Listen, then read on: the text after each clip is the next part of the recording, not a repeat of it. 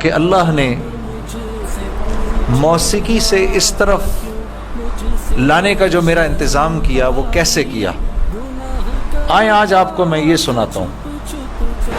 آپ یقین کریں گے کہ یہی دن تھے، بالکل جولائی کی شدید گرمیاں تھیں۔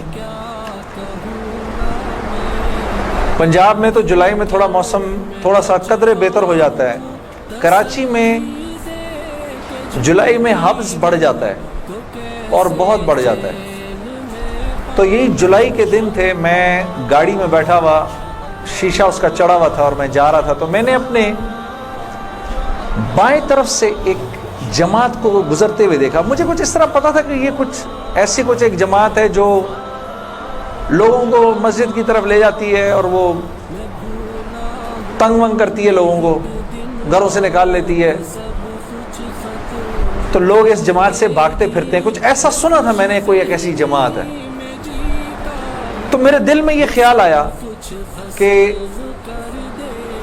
دیکھو تم تو آرام سے گھر میں بیٹھے ہوئے ہو، گاڑی میں بیٹھے ہوئے ہو، اور یہ دیکھو یہ بیچارے لوگوں کو نماز کی طرف، اللہ کی طرف بلا رہے ہیں، اور ان کے کپڑے بالکل بھیگے ہوئے تھے پسینے سے، اور تم ان کے بارے میں غلط سوچ رہے ہو۔ ایسا نہ ہو کہ آگے جا کے تمہاری گاڑی وجے کہیں۔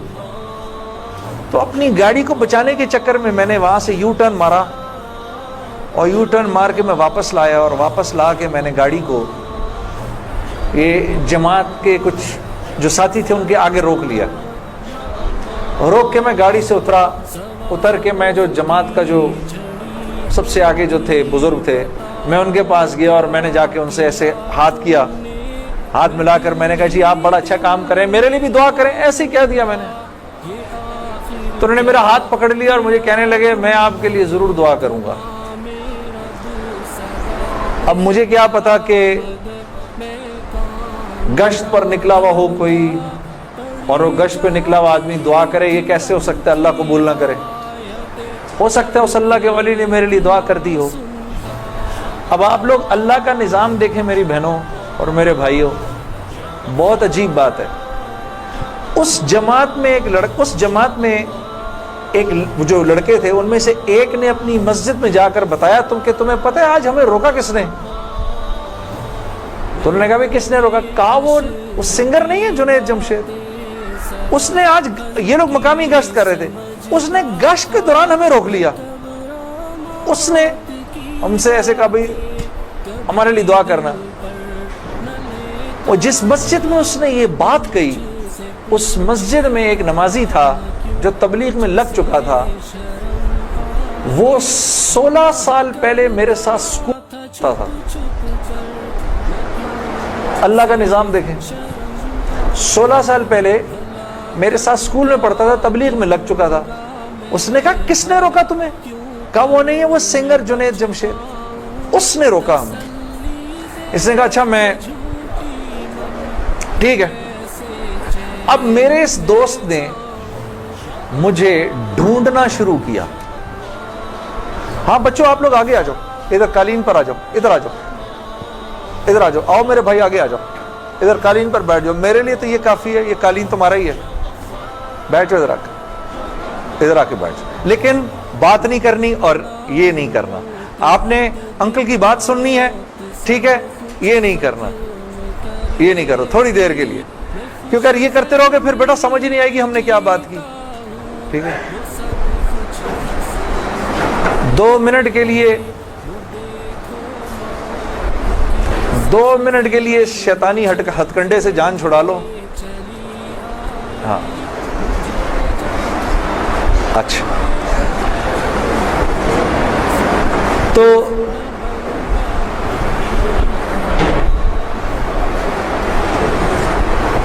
خیر میرے اس دوست نے مجھے ڈھونڈنا شروع کیا، اور اس واقعے کی کوئی تقریباً 1-1.5 مہینے بعد اس نے مجھے ڈھونڈ لیا۔ اور ایک دن جی میرے گھر فون آتا ہے، جنید، اب میں نے جب اس کا مجھے پہچانا، اس نے بولا جنید مجھے پہچانا، آپ یقین کریں گے میں 16 سال بعد اس کی آواز سن رہا تھا، میں پہچان گیا۔ میں نے کہا جنید بول رہے ہو؟ ہنسنے لگا، تو مجھے پہچان گیا؟ میں نے کہا میں بالکل پہچان گیا. تو اتنا تو شرارتی لڑکا تھا تو کلاس کے اندر. اور میں نے کہا کیونکہ ہم دونوں کے نام ایک تھے تو تیرے چکر میں بھی بدنام رہتا تھا. ہنسنے لگا, یار کمال ہے تو نے مجھے پہچان لیا. میں نے کہا ہاں میں نے پہچان لیا, میں نے تیرے سے ملنا ہے. میں نے کہا کیوں؟ کہتا ہے بس ایسے ہی, وجہ کوئی نہیں ہے. میں نے کہا یار اچھا ہماری زندگی ایسی تھی, شوبز کی زندگی تھی ہماری, کہ ہمارا دل ملنے کو نہیں کرتا تھا کسی سے. یعنی ہم نے مینیجر رکھے ہوتے تھے جو ہمیں صرف لوگوں سے دور رکھتے تھے. ان کا کام تھا لوگوں سے بات کرنا, لوگوں سے ڈیل کرنا. ہم تک کوئی نہ پہنچے بس. یہاں تک کہ آپ حیران ہوں گے اگر میں آپ کو بتاؤں, یہ بڑی ایک افسوسناک بات ہے کہ ہمارے اپنے گھر والوں کا ہماری زندگی میں رول کم ہوتا تھا, ان مینیجرز کا رول زیادہ ہوتا تھا. آپ نے گھر کب جانا ہے, بچوں سے کب ملنا ہے, یہ تک ان مینیجروں کے ہاتھ میں ہوتا تھا. تو اب کوئی مجھے فون کرے کہ میں نے تم سے ملنا ہے, یہ تھوڑی کہ میں فوراً مل لوں گا اس سے. اب پتہ نہیں اللہ جانے اس نے کیوں ملنا ہے, میرا وقت ضائع کرے گا کیا ہے. تو میں نے جنید غنی سے کہا کہ یار بغیر وجہ کے کیوں ملنا ہے تمہیں, بس ایسے ہی. میں نے کہا انشاءاللہ دیکھو پھر چلو اللہ نے کبھی موقع دیا تو ملیں گے. کڑک میں نے فون بند کر دیا. ہمیں تو عادت تھی فون بند کرنے کی. اگلے دن پھر فون آ گیا اس کا. میں نے بولا کیا کام ہے؟ کام کوئی نہیں, ملنا ہے. کیوں؟ یار کوئی وجہ نہیں, مل لیتے ہیں. میں نے کہا یار وقت نہیں ہے, فون پہ بات کر لو. نہیں فون پہ کام کوئی نہیں ہے. کڑک فون پر. ایک دفعہ ہوا, دو دفعہ, اب اس کا میں ہیلو سنتا تھا فون بند کر دیتا تھا. یہ سلسلہ 1-2 مہینے تک چلتا رہا, یہاں تک کہ جنید غنی کو میرے گھر کے نوکروں کے نام یاد ہو گئے, فون اٹھانے والوں کے نام یاد ہو گئے, سب کچھ یاد ہو گیا. اس کو سب پتا ہوتا تھا میں کب پاکستان میں ہوں, کب نہیں ہوں, کب کہاں ہوں, سب. ایک دن اس کا فون آیا تو جب میں نے فون رکھنے لگا مجھ سے کہتا دیکھ میں تجھے اللہ کا واسطہ دیتا ہوں, میری 1 منٹ کی بات سن لے. میں نے بولا بولو. میں ابھی عمرہ کر کے آیا ہوں تو میں مدینے اور مکے کی کھجوریں اور زمزم اور یہ کچھ چیزیں لے کر آیا ہوں, یہ لے لے میرے سے, پھر اس کے بعد میں چلا جاؤں گا. کتنی دیر کے لیے آؤ گے تم؟ 5 منٹ کے لیے. میں نے کہا ہاں 5 منٹ. جنید غنی یاد رکھنا 5 منٹ. 5 منٹ. دوپہر کو مجھے یاد ہے 3:30 بجے ابھی تک پلاننگ ہوئی. جنید غنی صاحب آئے. اب میں نے جب جنید غنی کو دیکھا تو میرا تو دماغ ہی چکرا گیا. کیا دیکھتا ہوں, سفید لباس جیسے مولوی صاحب نے پہنا ہوا ہے, سر پہ پگڑی, اتنی بڑی داڑھی, اوپر واسکٹ پہنی ہوئی اس نے, پائنچے اس کے اوپر. میں نے کہا جنید غنی یہ تجھے کیا ہو گیا؟ کہتا ہے مجھے کیا ہو گیا؟ میں کیا کہوں تجھے کیا ہو گیا؟ میں نے کہا یہ تیرا حال تیرے جیسا ہے شیطان, یہ اتنا بڑا بزرگ بنا ہوا, آؤ بیٹھو میرے پاس. آیا میرے پاس بیٹھا, اس نے مجھے کھجوریں دی, زمزم دی, جانماز دی, اور پورے 5 منٹ میں کہتا ہے میرے 5 منٹ پورے ہوئے, اب میں چلتا ہوں. میں نے کہا نہیں اب بیٹھ جاؤ, بیٹھ جاؤ, مجھے بتاؤ یہ سب کیا ہے. پھر مجھے کہنے لگا چل چھوڑ اس کو یار, اسکول کی بات کرتے ہیں. میں نے کہا اسکول چھوڑو, مجھے بتاؤ یہ کیا ہے, یہ کنہوں نے تمہارا حال کیا. یہ مجھ سے کہنے لگا مل لو ان سے. میں نے کہا ہاں میں نے ان سے ملنا ہے, میں نے ان سے ملنا ہے. آپ سوچو کوئی آدمی تبلیغ والوں کے چنگل میں پھنس جائے, ہاں. تو مجھ سے کہتا ہے کل سے ہمارا اجتماع شروع ہو رہا ہے, میرے ساتھ اجتماع پر چلو. میں نے کہا میں چلوں گا. تو میں کل تمہیں پک کرنے آؤں گا, صبح کے وقت پک کرنے آؤں گا. آپ یقین کرو 5 منٹ کے لیے آیا تھا, 3.5 گھنٹے میں نے بٹھا کے رکھا اس کو اپنے پاس. میں اس سے باتیں سنتا رہا, جنید غنی کیا, پھر کیا ہوا, پھر کیا ہوا, پھر کیا ہوا, کیا ہوا, کیا ہوا. آخر میں نے کہا میں تمہارے ساتھ اجتماع پر چلوں گا. خیر جی میں تیار ہو گیا. میں نے اپنی نئی صاف ستھری جینز نکالی, اپنی میں نے ٹی شرٹ نکالی, लंबे लंबे मेरे बाल थे, हाँ? मैं तैयार हो गया जिस तरह मेरा ख्याल था बेहतरीन तरीके का तैयार होने का, मैं हो गया तैयार। अब जब मैं वहाँ पहुँचा, उतरा, मैंने जाके इज्तिमा देखा तो मैंने देखा कि हर आदमी शलवार कमीज़ में, हर आदमी के सर पे टोपी। तो मैंने जुनैद गनी से कहा, जुनैद गनी सुन, ये मुझे को मार तो नहीं देगा इधर है, को मेरा को कत्ल वतल तो नहीं हो जाएगा मेरा? कहता नहीं, हम लोग मारने वाली पार्टी नहीं, हम लोग खिलाने वाली पार्टी हैं। मैंने कहा अच्छा, ले जाओ मुझे अंदर। फिर अब मैं अंदर जाना शुरू हुआ इज्तिमा गाह में, तो मैंने देखा कि लोग एकदम इकट्ठे होना शुरू हो गए। पीछे से मुझे आवाज़ें आई, अरे यार ये तो जुनैद जमशेद है यार। को दो चार आवाज़ें आई, अबे ये इधर क्या कर रहा है? कोई तो मुझे ये बात बुरी भी लगी हल्की सी, क्या मतलब भाई कि तुम बहुत बड़े मुसलमान हो, मैं नहीं आ सकता क्या? खैर मैं अंदर गया, अंदर जाकर बैठा तो मैंने देखा एक मजमा सब पहुंच गया मिलने के लिए, देखने के लिए। जो भी जुनैद गनी ने मुझे बैठाया, तुम इधर ही बैठो यहीं पर, और मैं अभी एक साहब को लेकर आता हूँ। खैर ये मुझे बिठा कर चला गया। इतनी देर में एक नौजवान लड़का, ये जैसे भाई लोग बैठे हैं अपने, 18-19 साल का, यहाँ से बीच में से रास्ता तोड़ के मेरे पास आ गया। मुझे आकर कहता है, जुनैद भाई नमाज पढ़ते हैं आप? तो मैं उसको ऐसे देखना शुरू हो गया। अब मैंने कहा क्या जवाब दूँ मैं इसको, हाँ बोलूँ कि नहीं बोलूँ, सच बोलूँ कि झूठ बोलूँ? मैं देखता रहा उसको, देखता रहा, लेकिन अंदर ही अंदर ना मुझे गुस्सा आना शुरू हो गया कि अब यहाँ ये होगा, अगला पूछेगा आप कुरान पढ़ते हैं कि नहीं पढ़ते हैं, फिर अगला पूछेगा आप रोज़े रखते हैं नहीं रखते हैं, आपने हज कर लिया। मतलब यहाँ अब मेरी क्या अब यहाँ पर कैरेक्टर असैसिनेशन होगी क्या? मैं अभी यहाँ पर कैरेक्टर असैसिनेशन करवाने आया हूँ, अपनी किरदार कशी करवाने आया हूँ मैं यहाँ पर। तो मैंने वो लड़का जो साथ बैठा था, मैंने कहा यार उसको बोलो जुनैद गनी को, ये मुझे गलत जगह ले आया, वो मैं यहाँ से जा रहा हूँ अभी। वो भागा गया उसके पीछे, उसको लेकर आया। जुनैद गनी ने कहा क्या हो गया यार जुनैद, क्या हो गया? मैंने कहा यार कुछ नहीं। तो वो कहता है ये अभी एक लड़के ने आके पूछा था इनसे, आप नमाज पढ़ते नहीं पढ़ते हैं? तो जुनैद गनी ने कहा तूने इस लड़के को आने क्यों दिया? इतना गुस्से हुआ वो उस पर। मैंने जुनैद गनी को ठंडा किया, मैं खुद भी थोड़ा ठंडा हुआ। मैंने कहा यार क्यों नाराज होता है? वो लड़का बात तो सही कर रहा था ना कि नमाज पढ़नी तो चाहिए मुझे।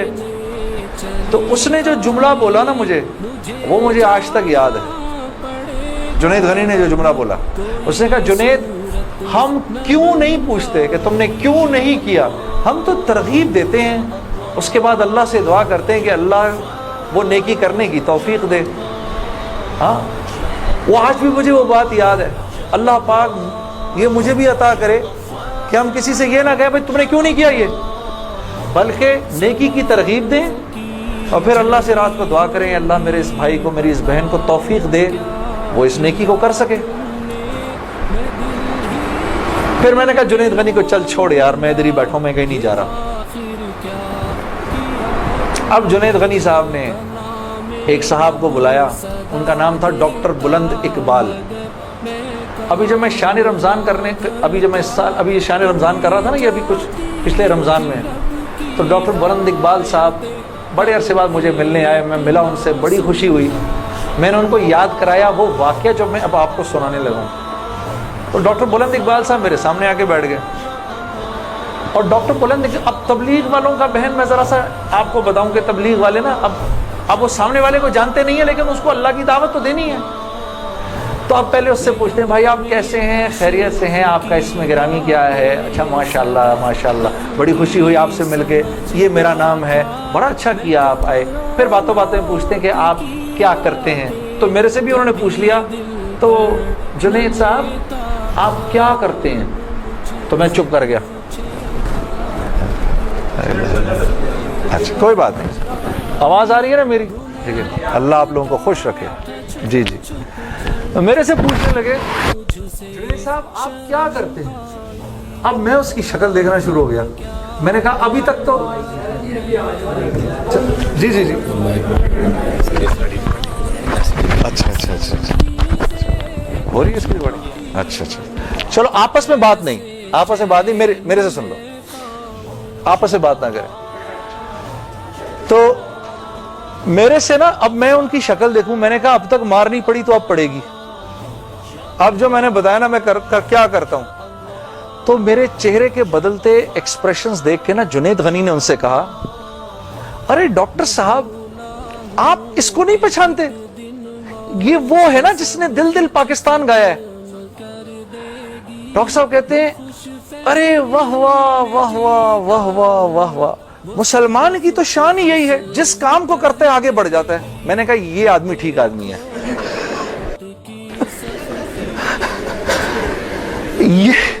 یہ بالکل ٹھیک آدمی ہے, اس سے کرو دوستی.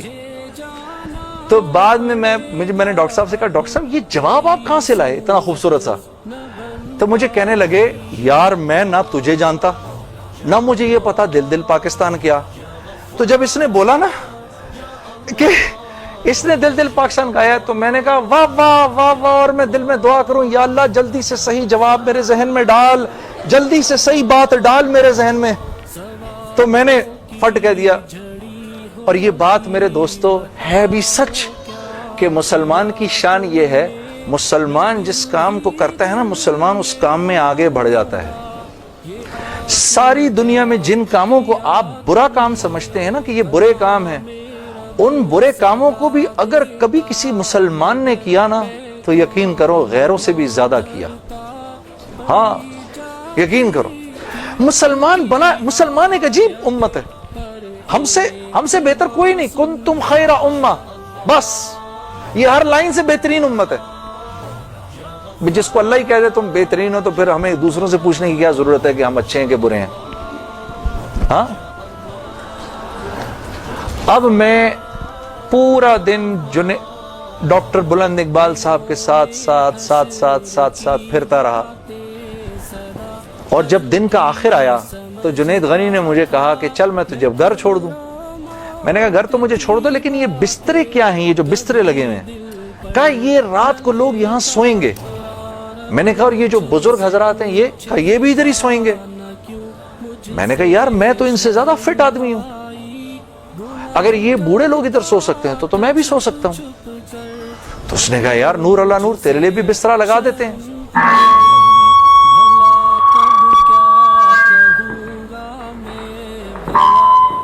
جی اب ٹھیک ہے. تو مجھے کہنے لگا تیرے لیے بھی بسترا لگا دیتے ہیں. میں بھی سو گیا ادھر ہی اس رات کو. وہ شاید زندگی کی پہلی دفعہ زندگی میں رات کو تہجد کی نماز پڑھی, اٹھا دیا اس نے بیچ میں. تو ایک دن گزرا, دوسرا دن گزرا, تیسرے دن مولوی طارق جمیل صاحب کا بیان تھا. اب مجھے تو نہیں پتا یہ کون ہے. ہاں اچھا مولوی صاحب نے بیان کیا تو میں نے جنید غنی سے کہا یار بڑے اچھے اچھے بیان تھے یہ سارے تیرے بزرگ, یہ کون آدمی ہے؟ کہنے لگا یار یہ ہیں ہمارے ایک مولانا. میں نے کہا یار میں نے ان سے ملنا ہے. کہتے یار ان سے نہیں مل سکتا کوئی. میں نے کہا بھائی میں اس ملک کے صدر سے بھی مل سکتا ہوں اور اس ملک کے پرائم منسٹر سے بھی مل سکتا ہوں, یہ مولوی سے ملنا کیا مشکل ہے؟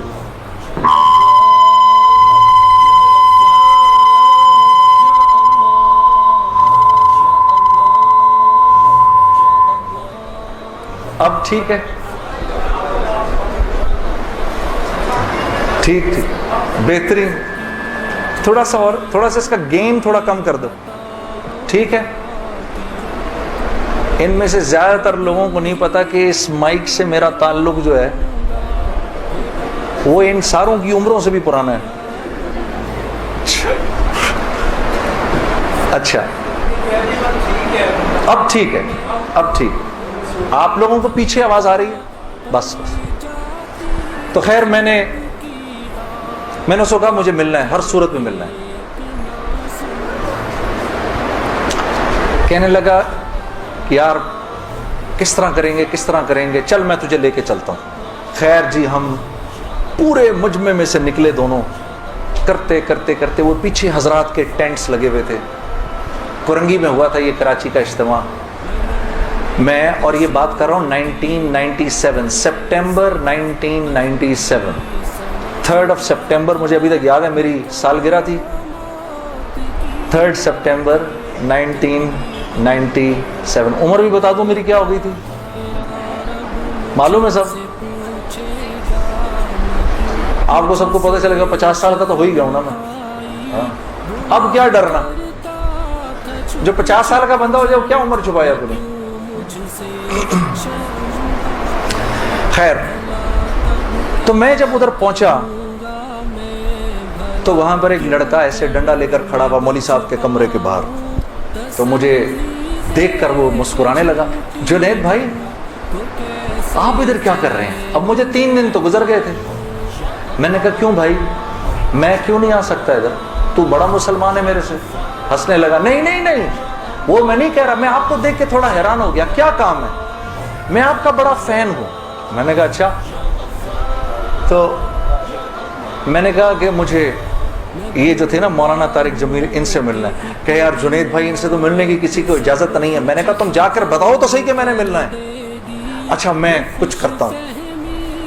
خیر وہ اندر گیا, اس نے اندر جا کر کہا کہ آپ آئیں اندر. تو میرا دوست جنید غنی مجھے لے گیا. آپ یقین کرو میں نے مولوی طارق جمیل صاحب کو زندگی میں کبھی اکیلے بیٹھے نہیں دیکھا. وہ اللہ نے شاید اس دن ملوانا تھا یا بات کروانی تھی, اکیلے بیٹھے ہوئے تھے خیمے میں اپنے.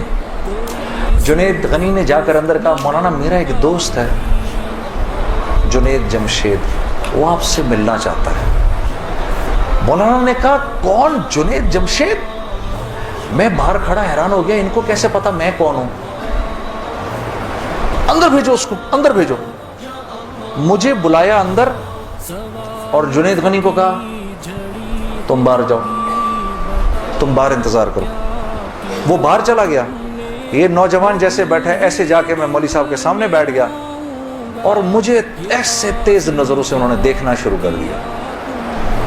میں نے کہا آپ مجھے ایسے کیوں دیکھ رہے ہیں؟ کہتے ہیں میں تجھے نہیں دیکھ رہا, میں تو اللہ کی شان دیکھ رہا ہوں. میں نے کہا جی کیا مطلب؟ کہا تیرے بڑے بڑے بورڈ لگے ہیں فیصل آباد کے اندر, بڑے بڑے بورڈ لگے ہیں. میں اکثر ان بورڈز کو دیکھ کر کہتا تھا, مجھے بعد میں مولانا نے بتایا, میں ان کو بورڈز کو دیکھ کر کہتا تھا ہر ایک کو ہدایت مل سکتی ہے, اس کو نہیں مل سکتی. ہاں آج میں جب ادھر ایئرپورٹ آ رہا تھا تو ایئرپورٹ پہ تیرا بڑا سا بورڈ لگا ہوا تھا, ایسے ہی میرے دل میں آئی یا اللہ کیا یہ نہیں ہو سکتا کہ اس سے میری ملاقات ہو جائے, اور تو میرے سامنے بیٹھا ہے, میں اللہ کی شان دیکھ رہا ہوں. تو میں نے کہا اچھا.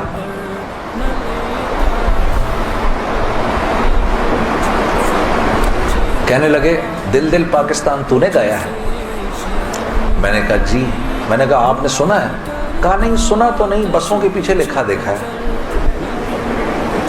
میں نے کہا چلو یہ کسی یوں پہنچا نہ پہنچا, آئے تو صحیح برسر الزام ہی آئے.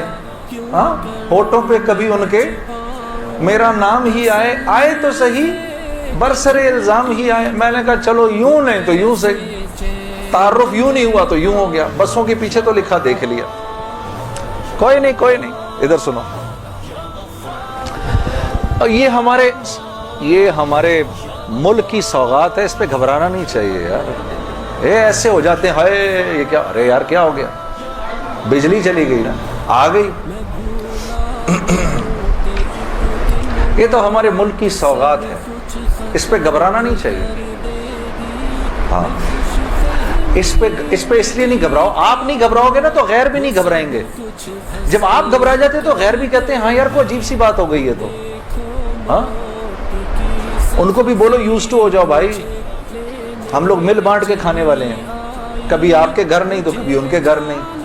ہاں کبھی میرے گھر تو کبھی آپ کے گھر, تو اس پہ گھبرانا نہیں چاہیے. خیر تو میں نے مولوی صاحب سے کہا مولانا میرا ایک سوال ہے, ایک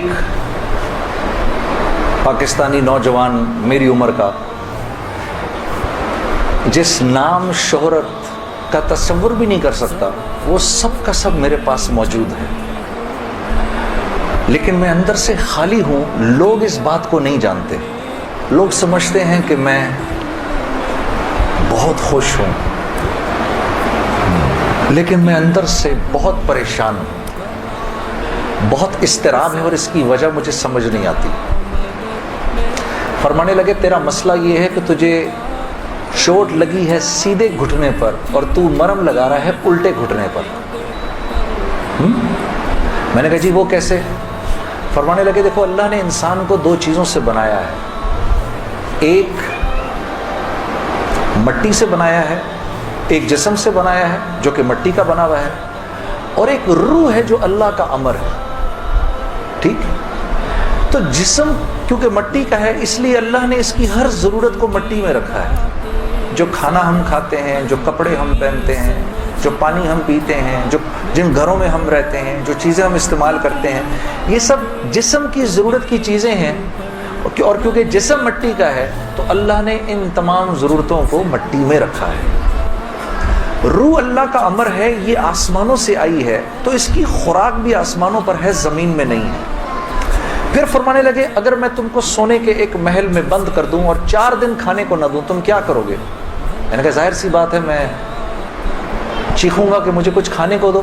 کہا بس یہی حال تیری روح کا ہے کہ تیرا جسم اچھے اچھے کپڑے پہنتا ہے، بڑی بڑی گاڑیاں چلاتا ہے، اچھے اچھے محلوں میں رہتا ہے، اور تو اپنے آپ کو سیٹسفائی کرنا چاہتا ہے، لیکن اندر تیری روح جو ہے وہ بھوکی ہو کے جب چیختی ہے تو تیرے سر میں درد ہوتا ہے، تو اس روح کی بھوک کا بھی تو علاج کر۔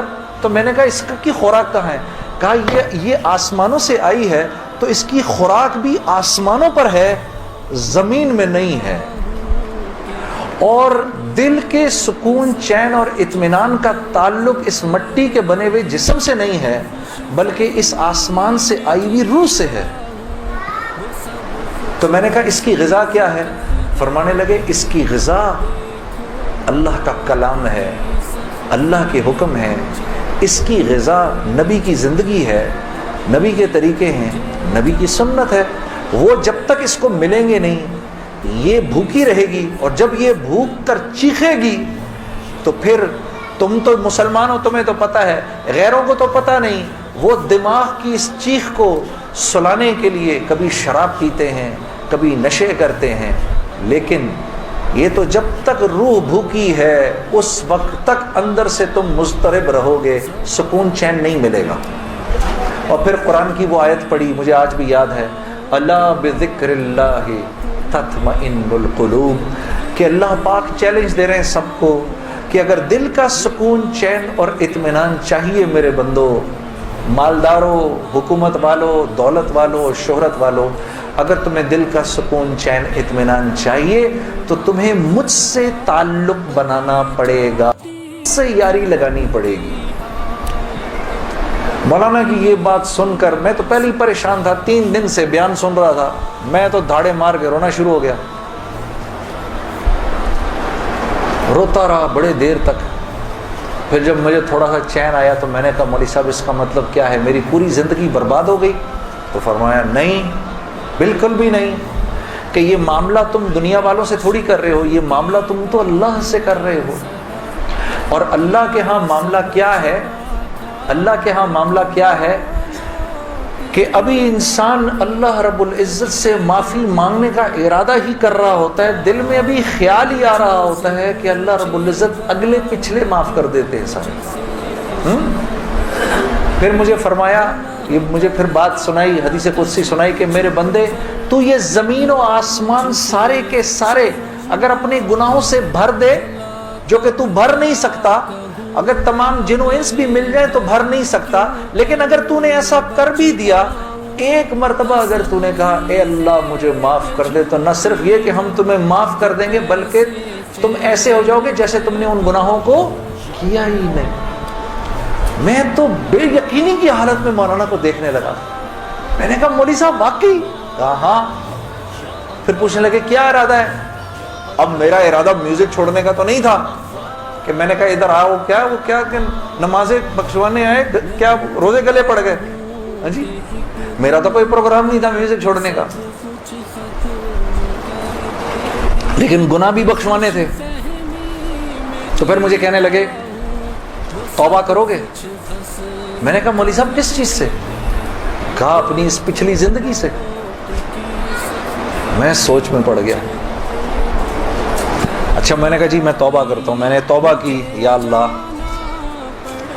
میوزک چھوڑنے کا تو میرا کوئی موڈ نہیں, یہ مولوی بھی اللہ جانے کیا کہہ رہے ہیں, لیکن اگر تجھے اس سے کوئی میرے لیے بہتر زندگی نظر آتی ہے تو تو مجھے اس زندگی پہ لگا دے کہ واقعی میں چاہتا ہوں کہ تجھے راضی کر سکوں, تجھے خوش کر سکوں.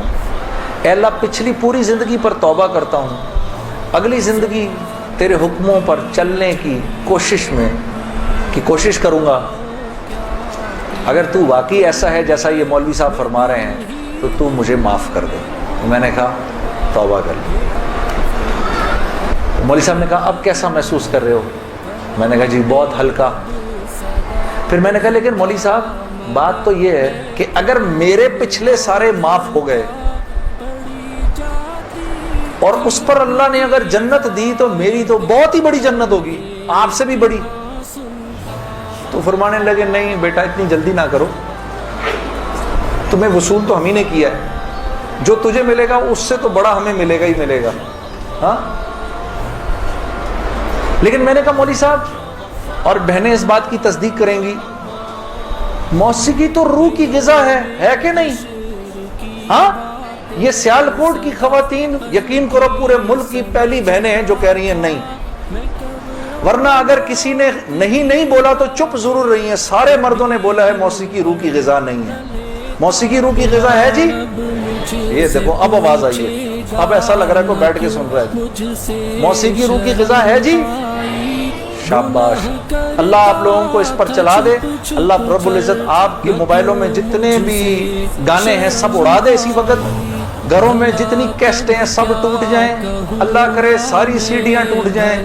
اللہ پاک ایسے کرے گانے کی آواز ہی نہ سننے کو ملے آج کے بعد آپ میں سے کسی کو. یہ سوچ لو آمین قبول ہو جائے گا. اب سوچ کے بولنا آمین. تو مولوی صاحب نے مجھے کہا کہ نہیں, موسیقی روح کی غذا نہیں ہے, موسیقی نفس کی غذا ہے. موسیقی کس کی غذا ہے؟ نفس کی. یہ واقعی نفس کی غذا ہے, اور یہ ایسا زہر ہے یہ جب اندر جاتا ہے تو پتہ ہی نہیں چلتا کہ نقصان کتنا کر گیا ہے. ٹرائی نہ کرنا, لیکن آپ کہیں جا کر اللہ کی بات سنیں, اس کے بعد جا کر 5 منٹ کا گانا سنیں, ساری صفائی ہو جائے گی, اندر ساری صفائی ہو جائے گی. میں یہ نہیں کہ بعد میں مجھ سے لوگ پوچھتے ہیں حلال ہے حرام ہے, اس کے لیے تو یہ مولوی بیٹھے ہوئے ہیں نا, ان سے پوچھو. میں آپ کو وہ بتا رہا ہوں جو ہوتا ہے, میں آپ کو وہ بتا رہا ہوں جو ہوتا ہے کہ یہ انسان کو بے باک کر دیتی ہے. مجھ سے کسی نے پوچھا بھائی اپنے ملک کے لیے گانا, میں کبھی اپنے ملک کے لیے گانا وہ ایک اور چیز ہے. میں ان گانوں کی بات کر رہا ہوں جن کو عام طور پہ لوگ سن رہے ہوتے ہیں بازاروں میں, اور پھر کہتے ہیں اس کے سننے میں کیا ہے. ارے یار میں کیا بتاؤں آپ کو کیا ہے. خدا کی قسم اگر وہ زندگی اس زندگی سے بہتر ہوتی مجھے کیا تکلیف تھی. مجھے ایک ساتھی کہنے لگا اب تو آپ کے لیے اس زندگی کی طرف جانا بڑا مشکل ہے. میں نے کہا کوئی مشکل نہیں, گلا تو وہیں کا وہیں ہے, گا سکتے ہیں, لیکن اب اس زندگی کی طرف جانے سے بہتر لگتا ہے کہ میں آگ میں چھلانگ مار دوں, کہ وہ اس قدر خطرناک زندگی, وہ اتنی ایک یقین کرو پوری صرف گانا نہیں ہوتا, وہ ایک پوری زندگی ہے. وہ ایک پوری زندگی کا نام, جیسے یہ ایک پوری زندگی کا نام ہے نا, صرف دعوت کے 2 بول نہیں ہیں. ہاں میرے دوست مجھ سے لڑتے تھے, یار تو ادھر گانا گا ادھر جا کے اذان دے دے.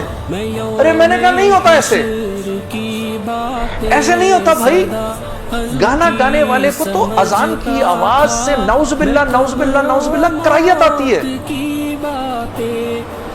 کرائیت آتی ہے. مجھے یاد ہے ہم کانسرٹ کر رہے ہوتے تھے اور مغرب کی اذان اگر ہوتی تھی, یقین کرو وہ کیونکہ وہ تو دعوت کے بول ہیں نا, ادھر تو ایک غلط کام ہو رہا ہے نا, وہ تو دعوت کے بول ہیں, وہ دعوت کے بول جب ہمیں سنائی دیتے تھے تو وہ ہمارے سینے کو پھاڑ کے نکل جاتے تھے. ایسے تھوڑی ہوتا ہے. یہ کوئی کھیل مذاق ہے کیا؟ یا یہ کوئی ٹی وی کا پروگرام ہے کہ جس میں ایکٹنگ ہو رہی ہے کہ نہیں بھئی ادھر جا کر اذان دے دی, ادھر جا کے گانا گا دی, ادھر جا کے اذان دے دی. ایسے نہیں ہوتا. اور پھر اللہ کے نیکی کے کام کرنے کی تو اللہ کی طرف سے توفیق ملتی ہے میرے دوست.